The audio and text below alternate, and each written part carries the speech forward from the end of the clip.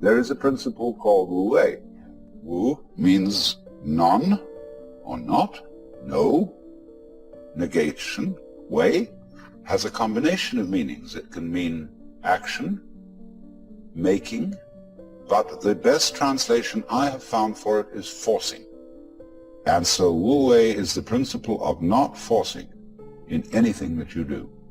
Now we know when we watch any performance of an artist, be it a dancer or an actor or a musician, we know immediately when the performance is forced. And we say it doesn't ring true, it's too artificial, it doesn't seem to be natural.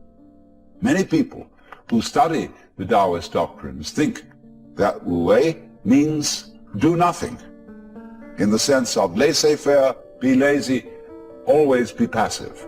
It doesn't mean that. There is a time for action.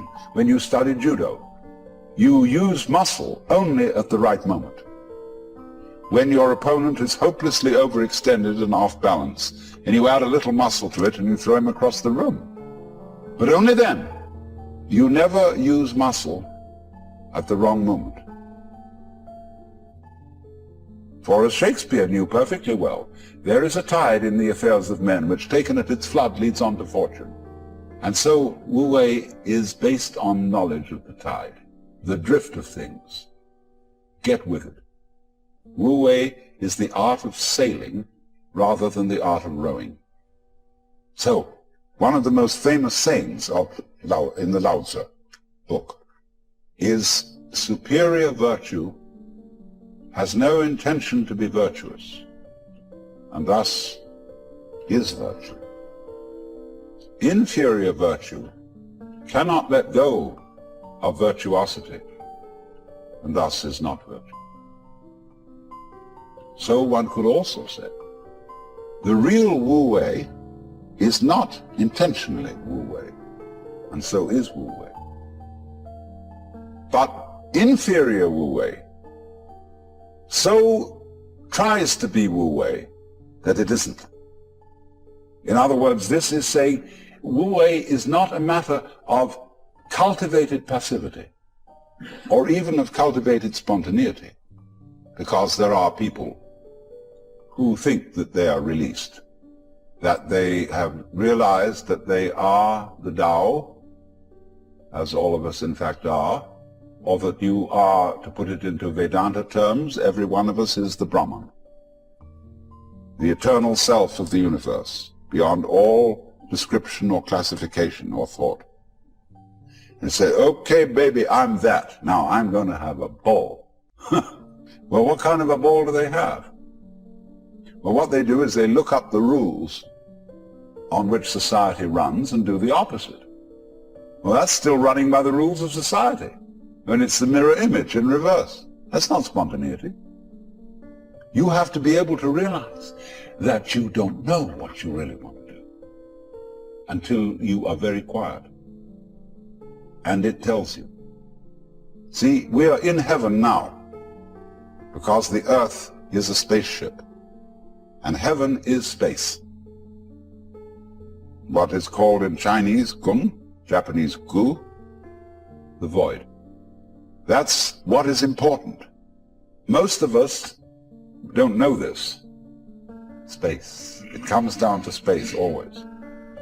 Space, which nobody can define, nobody can imagine, appears to be nothing, is the foundation of the universe.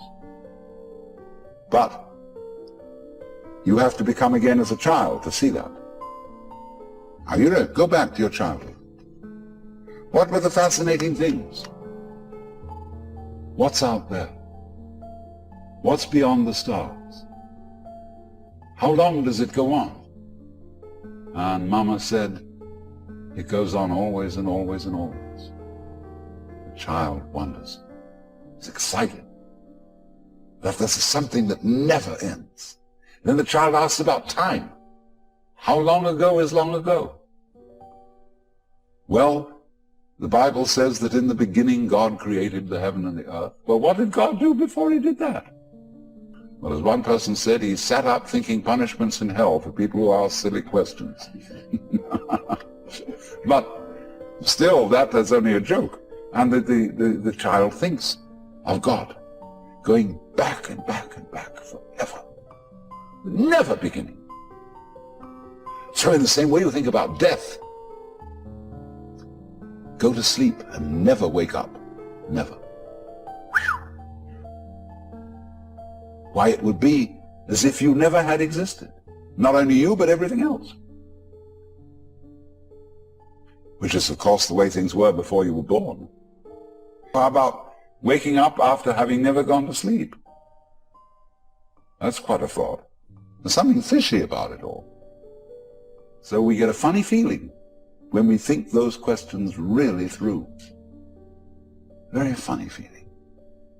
And children, you see, love to get into that funny feeling. Children do all kinds of weird things. They like to spin around as fast as possible, so they watch suddenly the whole ground goes tilting. You do this thing, giddy, giddy, giddy, giddy with their eyes, and they go,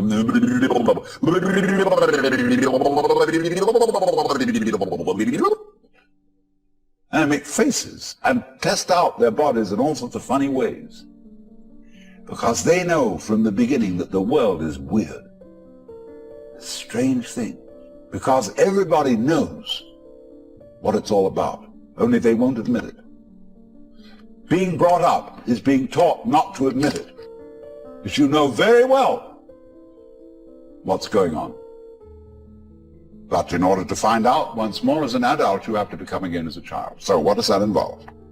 It means, ladies and gentlemen, would you please check your ideas and opinions at the door?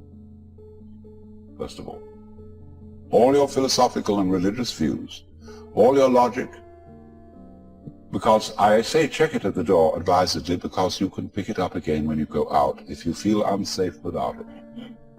I'm not trying to argue you out of your opinions and views.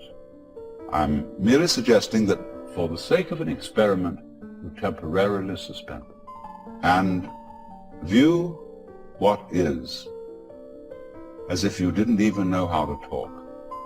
Red is not red, blue is not blue. Hard is not hard, soft is not soft. Male is not male, female is not female. There is just this jazz. It will not be possible to compel yourselves into this way of looking at things, because what Buddhists call habit energy is going on. And as I talk to you, you will find yourselves thinking in a compulsive and habitual way, this is red, this is green, this is something, this is nothing, this is solid, this is space.